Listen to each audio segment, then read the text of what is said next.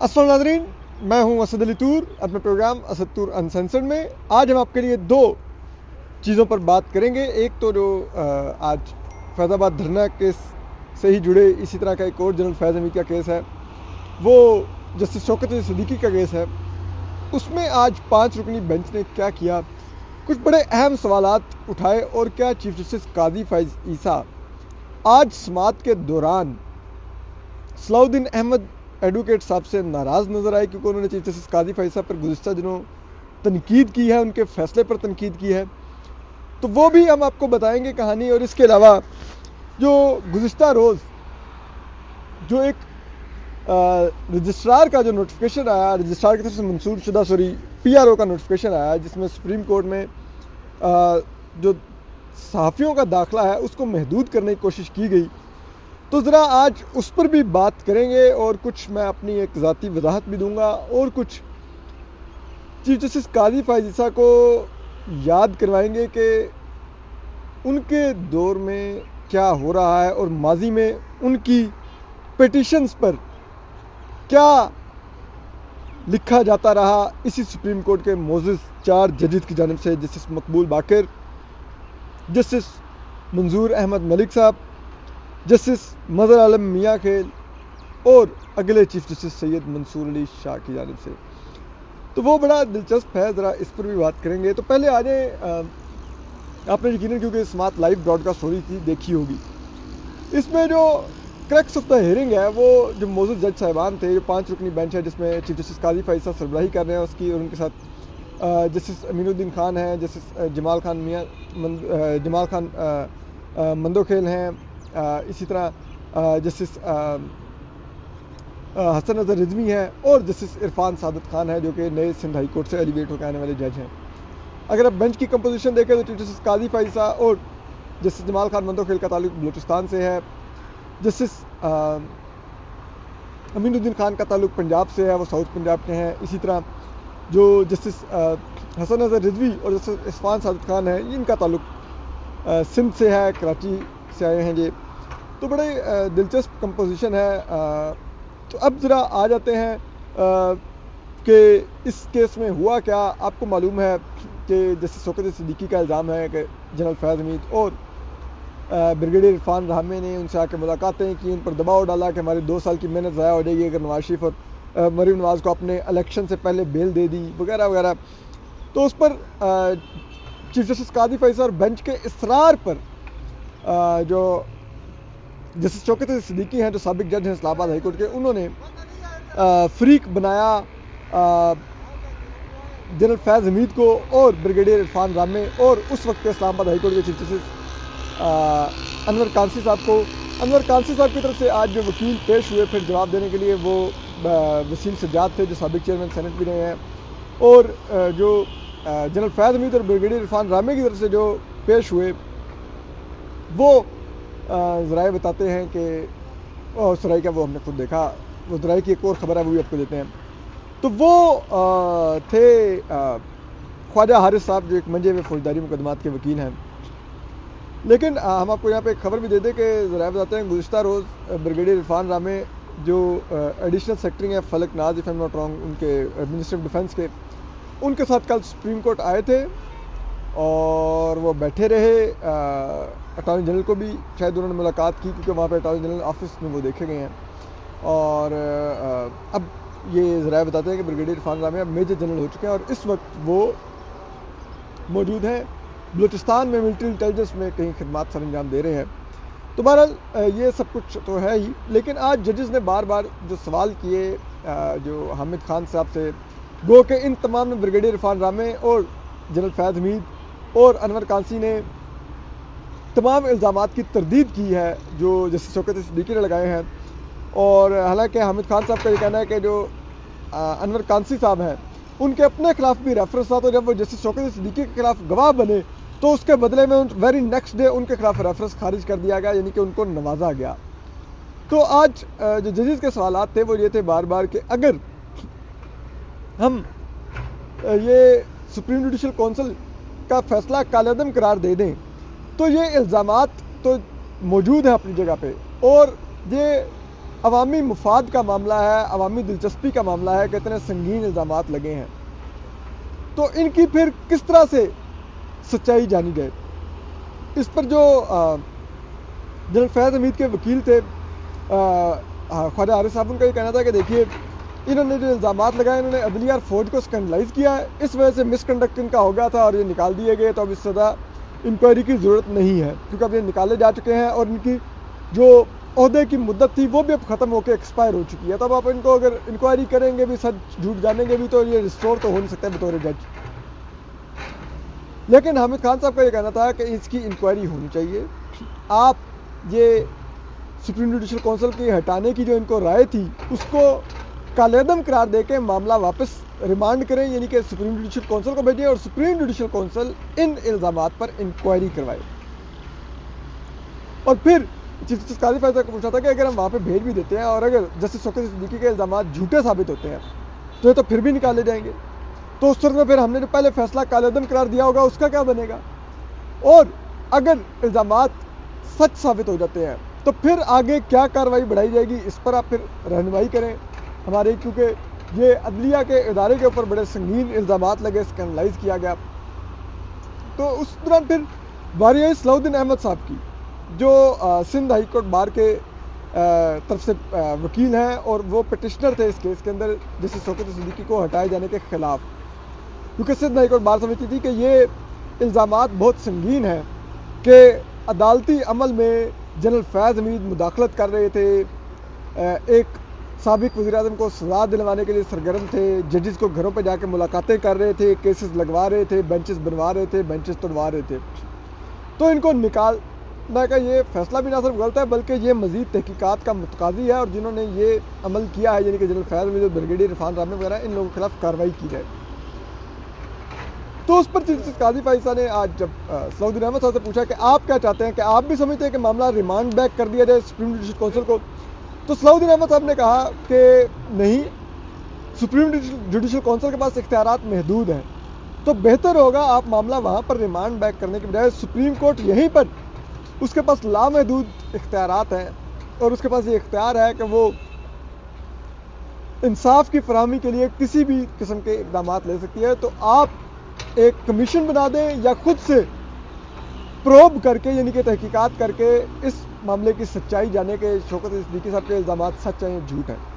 उस पर chief justice काजी फैसला शदीद बरहम नजर आया। उन्होंने कहा ये आप क्या बात कर रहे हैं, आप इसका मतलब है सच्चाई जानना ही नहीं चाहते और आप बस ये कह रहे हैं कि जज की पेंशन का मामला है उसको रिस्टोर कर देंगे, तो फिर आर्टिकल 184(3) का मामला ही ना रहा, ये तो फिर अवामी मुफाद का नहीं, एक शख्स के मुफाद का मामला सामने आ गया है, तो फिर तो आपकी पिटिशन तो इसी बुनियाद पर खारिज कर देना चाहिए।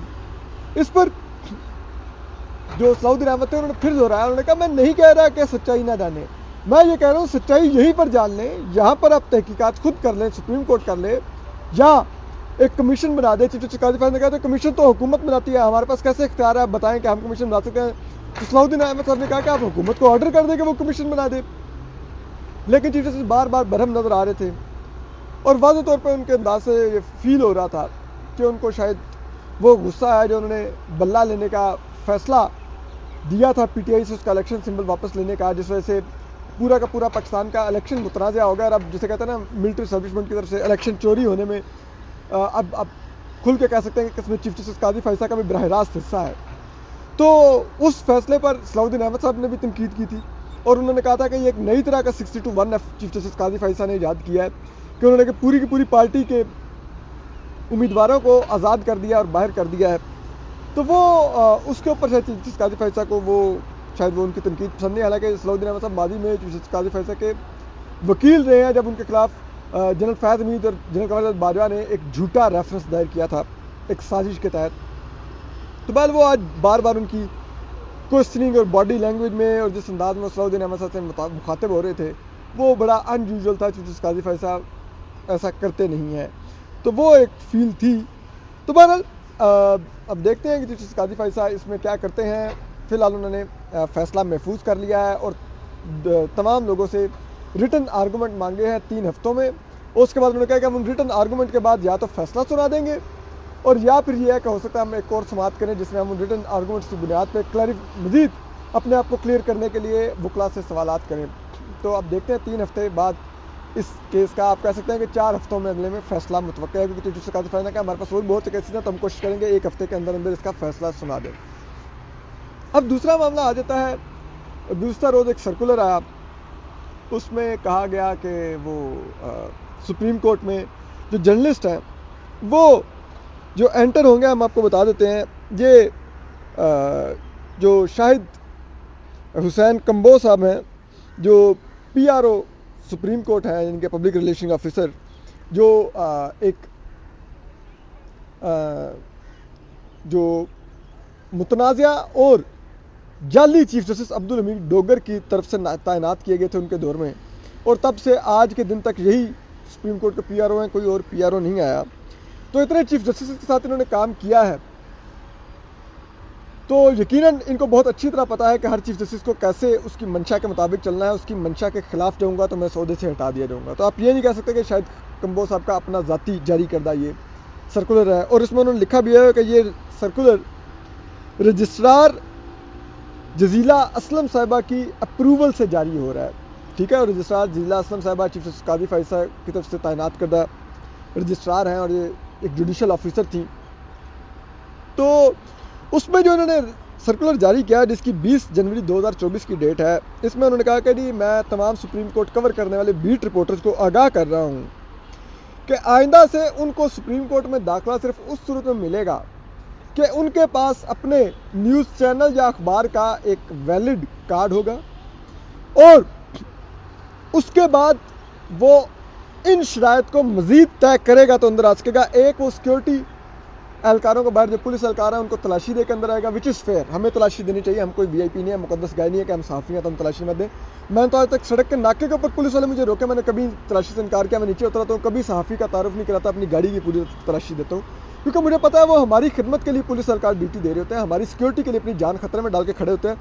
तो हम किस चीज़ की उनके लिए आगे प्रिविलेज क्लेम करते हैं, मैं जर्नलिस्ट हूँ, मैं गाड़ी ले जान दो मुझे, मैं कहता हूँ ले लें तलाशी, तो इधर भी तलाशी देनी चाहिए, फेयर। लेकिन दूसरी वो कहते हैं कि no media person will be allowed to record video clips, interviews, YouTube programmes inside Supreme Court building. YouTube programmes ये बड़े जोर के लगे हैं, है जी सुप्रीम कोर्ट को कि यूट्यूब प्रोग्राम ना बने। No cell phone will be allowed inside the court room, पहले भी नहीं लेके जाते थे। ठीक है, in case any important case hearing where limited space and heightened security warranted exclusive entry for, लेकिन कि वो कहते हैं कि अगर कोई बहुत बड़ा अहमियत का केस है जिसमें बहुत ज़्यादा सिक्योरिटी दरकार है, तो उस सूरत में सिर्फ हर चैनल और हर अखबार के एक सहाफ़ी को सुप्रीम कोर्ट में दाखिले की इजाज़त मिलेगी। ठीक है, अदरवाइज जो उस एक में से भी जिसको उस कोर्ट रूम में जगह मिल जाएगी, जिसको नहीं मिलेगी उसको हम किसी और कोर्ट रूम में बिठा देंगे, वो वहाँ से सुन के तो प्रोसीडिंग कवर कर सकता है, लेकिन वो कोर्ट रूम में नहीं जा सकेगा।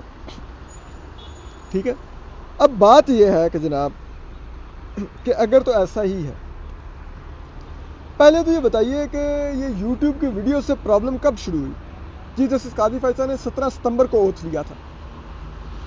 ठीक है, 17 सितंबर को ओथ लेने से लेके आज 4 माह उनको हो चुके हैं सुप्रीम कोर्ट में। 4 माह बाद क्यों रजिस्ट्रार साहब और PRO साहब को ख्याल आया कि ये YouTube सहाफ़ियों को नहीं आने देना, इनको नहीं कवर करने देना, अंदर वीडियोस नहीं बनाने देनी। अगर ये इतना ही बड़ा मसला था तो आप पहले दिन आपने बहुत से स्टेप्स लिए कि लाइव ब्रॉडकास्ट होगा, ये होगा, वो होगा, यूट्यूब पर पाबंदी लगाते।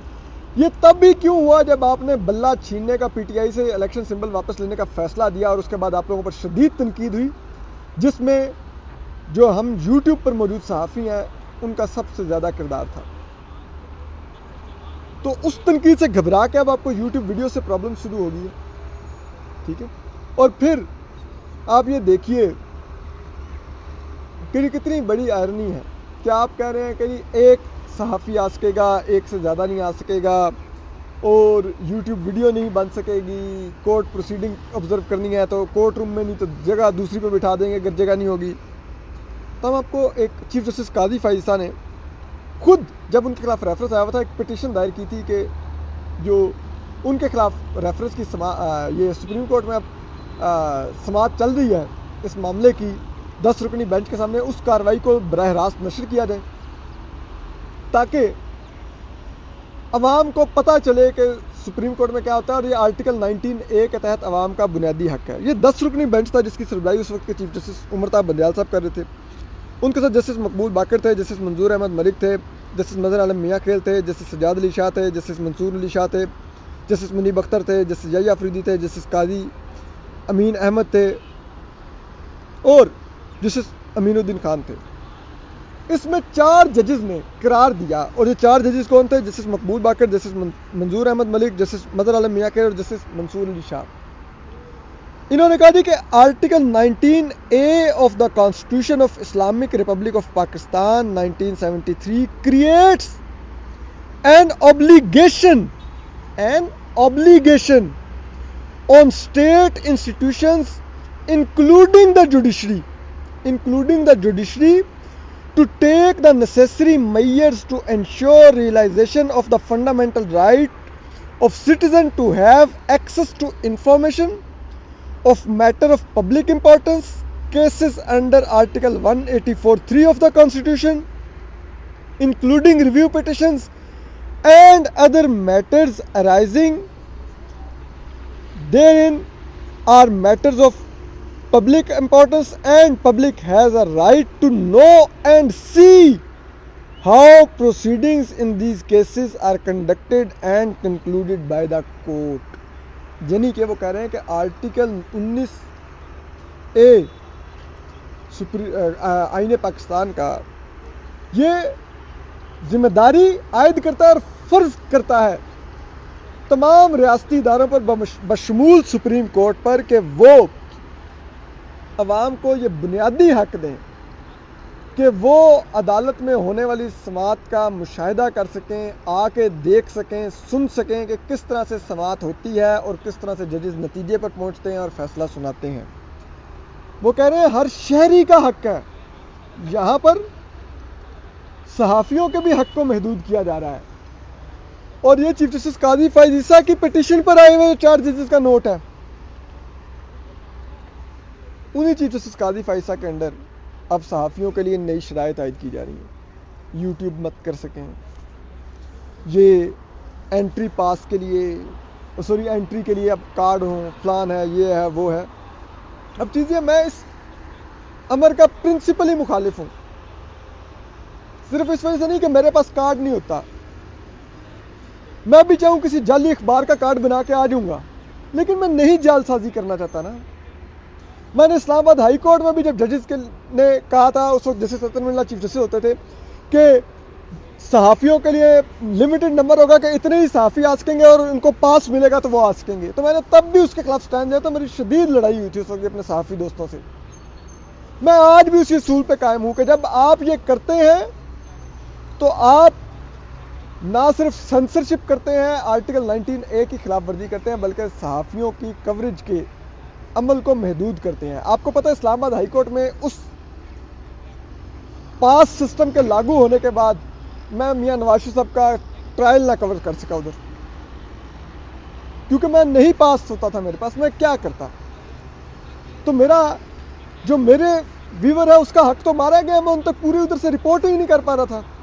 और मेरे जैसे कमजोर सहाफ़ी का जिसका ब्रेड एंड बटर भी यही है, आप उसको लिमिटेड कर देंगे, वो क्या कर लेगा? इस्लामाबाद हाई कोर्ट के बाद अब सुप्रीम कोर्ट में भी वही प्रैक्टिस लागू होने जा रही है, और वो भी चीफ जस्टिस काजी फैज़ ईसा की सरबराही। वाओ! और अब हम कह लीजिए तो शायद कम्बो की हरकत है, जजीला असलम साहिबा की हरकत है। नहीं ना, चीफ जस्टिस काजी फैज़ ईसा की मंजूरी से सब कुछ हो रहा है ना। और मैं अपनी बात वजाहत कर दूंगा, गुज़िश्ता दिनों एक लिस्ट आई, उसमें मेरा भी नाम था कि मुझे एंट्री की इजाज़त है, और मेरा नाम लिखा गया था। मैं कैपिटल डिजिटल का नुमाइंदा हूँ, मैं किसी कैपिटल डिजिटल से ताल्लुक़ नहीं रखता। मैंने उस लिस्ट के लिए कभी अप्लाई नहीं किया कि मेरा नाम किसी लिस्ट में डाला जाए। मैं एक इंडिपेंडेंट जर्नलिस्ट हूँ, फ्रीलांस काम करता हूँ या अपनी यूट्यूब पे व्लॉगिंग करता हूँ, तो मैं तो इन चीज़ों को मानता ही नहीं, तो मैं इन चीज़ों के लिए अप्लाई क्यों करूँगा? तो मेरा कोई कैपिटल डिजिटल से ताल्लुक़ नहीं है। मैं बतौर सहाफ़ी आता हूँ और मैं ये अपना आईनी हक समझता हूँ कि मैं आऊँ, कवरेज करूँ, और मैं समझता हूँ कि सुप्रीम कोर्ट को ये पाबंदियाँ नहीं लगानी चाहिए और ऐसी फहरिस्तें नहीं जारी करनी चाहिए। ये इंतहाई काबिल मज़म्मत है। ये आर्टिकल 19A पर हमला है, ये बुनियादी हकूक़ पर हमला है, क्योंकि अवाम का हक है कि वो जाने इन जजेस के बारे में, क्योंकि ये इदारे अवाम के टैक्स पर चल रहे हैं। ये सिर्फ माजरत के साथ ये इस किस्म के जो वो बनाए जा रहे हैं ना कि जी वो देखें, ये वो हम बना रहे हैं बड़ा फंडामेंटल राइट्स का मोनूमेंट। ये फंडामेंटल राइट्स का मोनूमेंट आपने नहीं बना रहे, आप सॉरी टू से एक मकबरा बना रहे हैं जिसमें आप ऑलरेडी हिस्सा डाल चुके हैं। इलेक्शंस को जिस अंदाज में रिग किया जाएगा, अब उसमें आपका भी हिस्सा है पीटीआई से इलेक्शन सिंबल लेकर, और अब आप आर्टिकल 19A पर भी हमला कर रहे हैं। ये नाकाबिले कबूल है। अपना ख्याल रखिए। अल्लाह हाफिज़।